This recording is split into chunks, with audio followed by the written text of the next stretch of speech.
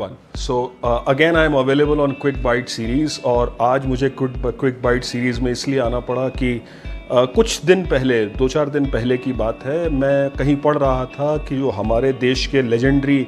Business leader हैं mister Ratan Tata, उन्होंने एक बात कही जो मुझे बहुत अच्छी लगी।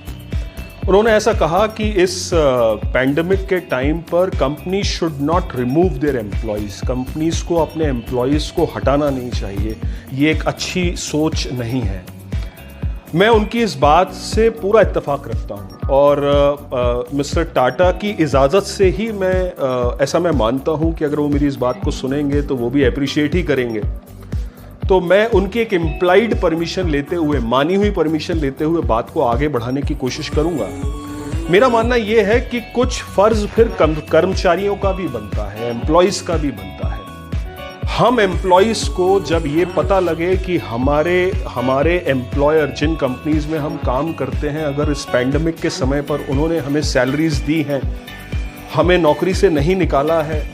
हमें प्रोटेक्ट किया है, तो हमें इस बात को भूलना नहीं चाहिए आने वाले वक्त में। और जब मैं ऐसा कहता हूं कि हम एम्प्लॉयज़ को आने वाले वक्त में ये भूलना नहीं चाहिए, इससे मेरा मतलब ये है कि अब हमारी एक मॉरल रिस्पॉन्सिबिलिटी बनती है कि हम जितना काम करते थे, जितनी हम मेहनत करते थे,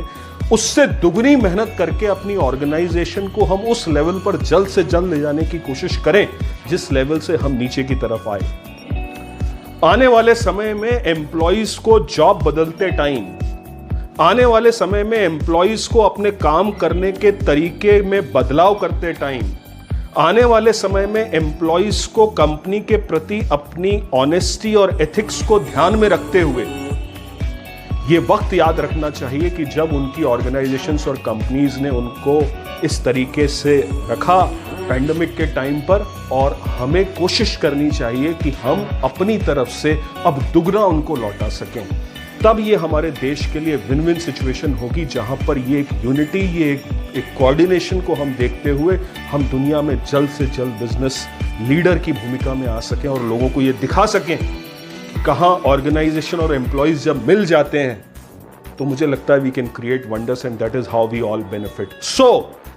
it is the moral responsibility of employees now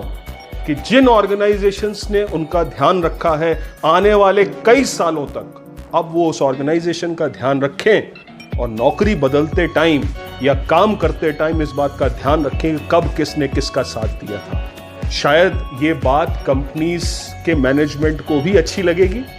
और मुझे लगता है कि इस तरीके से दोनों के बीच में एक स्मूथ एंड कॉर्डियल रिलेशनशिप भी आएगा। उनकी बारी पूरी, अब हमारी बारी शुरू। Thank you, you benefit.